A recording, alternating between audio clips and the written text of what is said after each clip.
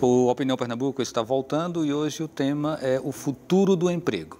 A gente já recebeu aqui uma participação, daqui a pouquinho a gente vai trazer essa pergunta. E também você ainda pode mandar para o número 988-307098. Bem, uma questão que se coloca é como será o futuro do Estado, da relação Estado com o trabalhador, se esse trabalhador, de repente, é um robô. Até que ponto o Estado vai estar preparado para essa situação? E a outra questão que eu queria colocar também é o que estarão fazendo as outras pessoas que perderão o seu emprego para um robô, tá? Então, a gente poderia começar com Jacques e depois a gente vai para Silvio e chega em Rafael. O que a gente estava discutindo aqui é que essa relação do Estado, trabalhador, etc., ela se ressignifica, né?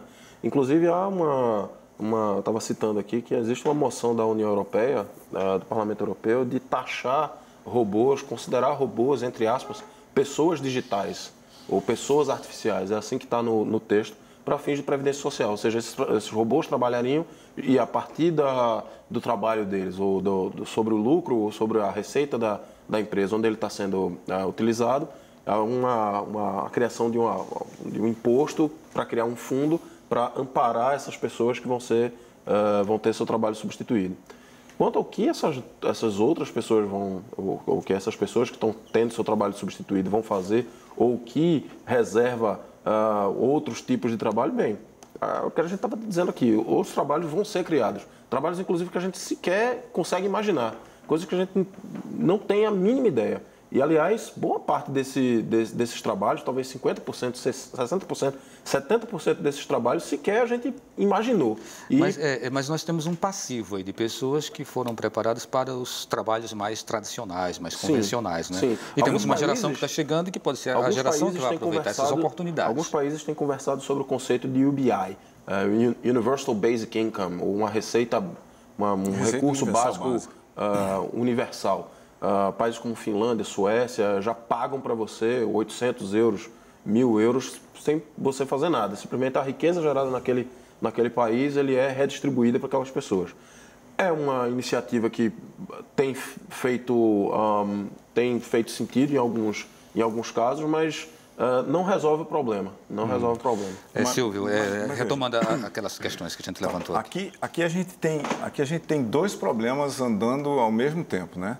Então, você veja, o que o Estado já faz hoje sobre os robôs que já existem hoje, tá certo? No caso do Brasil, por exemplo, ele atrapalha, criando um problema que não tem nas fábricas no Japão e na China, que é o robô, numa fábrica brasileira, ele tem que trabalhar num ambiente que não tem humanos. Exato. Ele tem que trabalhar num ambiente isolado, onde ou ele está sozinho ali ou só tem outros robôs. Na China e Taiwan, no Japão, nos países que competem com a gente para fazer certo tipo de produção industrial, você tem robô que trabalha no mesmo ambiente de seres humanos, na mesma linha de produção. Inclusive, tem linhas inteiras de robôs que foram feitos com a mesma largura e altura do humano para ser colocado numa linha de produção no lugar de um humano que fazia um trabalho que gera lesão de esforço repetitivo depois de você trabalhar 3 meses lá, para substituir esse trabalhador que lá não deveria ter estado desde o começo. Aquele trabalho nunca foi feito para um ser humano fazer. Essa é uma coisa básica aí. Sobre essa outra história das pessoas que foram preparadas para trabalhar em alguma coisa, eu tenho um pensamento muito antigo sobre isso como professor universitário da própria UFPE. O que as pessoas têm que aprender? As pessoas têm que aprender as fundações para aprender. Tá certo? O que a gente vê hoje no ambiente de trabalho digital? Não é de criar as tecnologias de informação, não. É de qualquer trabalho que tem digital por baixo e você trabalha em cima. A mudança é tão rápida que se você leva 5 anos para fazer um curso universitário de qualquer coisa, o tempo de vida médio desse conhecimento, ou seja, o tempo a partir do qual você tem que voltar a aprender de novo, são os mesmos de 5 anos. Isso não é aqui no Brasil, esse dado, por acaso, é do MIT. Uma graduação em engenharia do MIT leva 5 anos para ficar velha.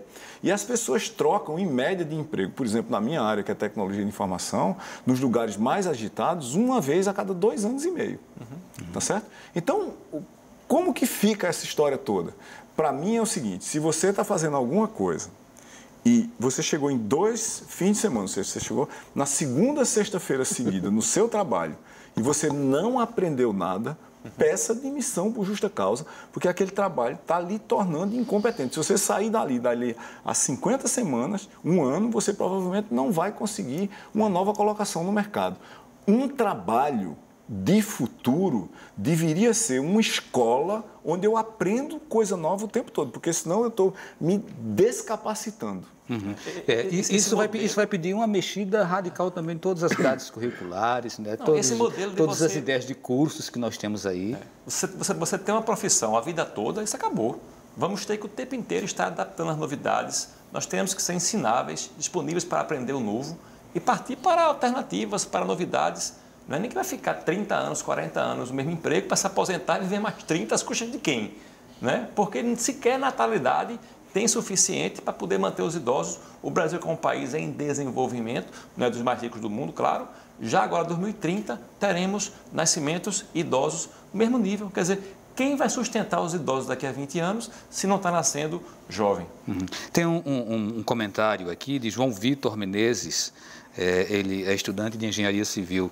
Ele diz: o avanço da automação provoca o surgimento de novos tipos de emprego. Cabe ao mercado de trabalho ir se adaptando às novas tecnologias, as quais, na maioria das vezes, melhoram a vida da sociedade.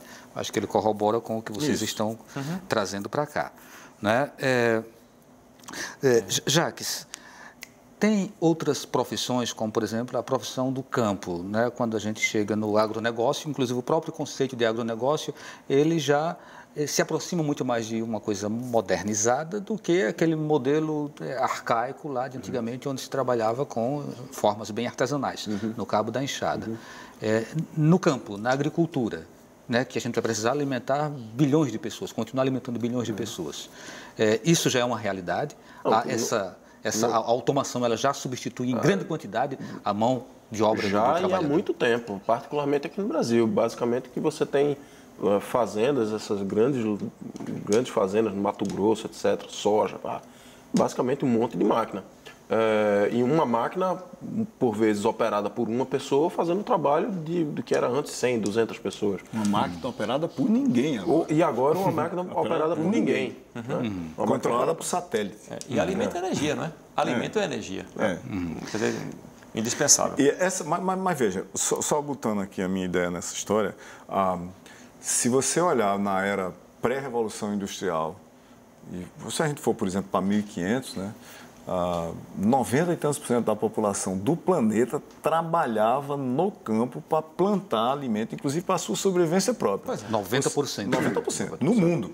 Você não tinha a noção de cadeia de valor de alimento, você não tinha distribuição, você não tinha estocagem, você não tinha refrigeração, não tinha supermercado, não tinha absolutamente nada disso. Supermercado no Brasil, por exemplo, é uma invenção, aspas, não é uma invenção nossa daqui, mas é uma invenção da década de 70, os primeiros supermercados do Brasil. Até então era mercearia, vinha o saco, você pesava, tal, não tinha essa coisa toda. Então, nos últimos 500 anos, a gente saiu de 90% da população no campo, trabalhando em alimento, para menos de 5% na vasta maioria dos países ou desenvolvidos ou em bom estado de desenvolvimento, que é o caso do Brasil. A gente tem menos de 5% do emprego brasileiro está no campo. Isso já aconteceu lá. E não foi nem por causa de inteligência artificial.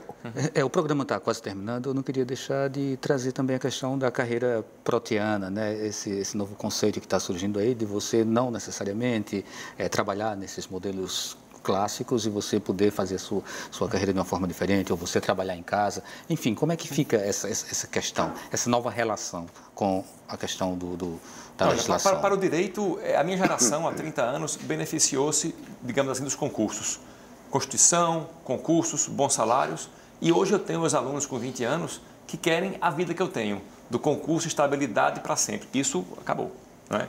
Realmente o Estado está sufocado hoje já, estados inclusive sem pagar salário, Rio Grande do Norte, Minas Gerais, Rio de Janeiro. Então, ao jovem que faz direito, eu sempre digo a eles que eles não se acomodem com o direito, vão aprender algum idioma, lembre-se da matemática como reflexão importantíssima, porque imaginar que vai ter concurso para eles, não terá com certeza. E é procurar trabalhar com o direito do idoso. Teremos longevidade grande nas próximas décadas desse século, então de alguma forma procurar uma ocupação que atue com os idosos.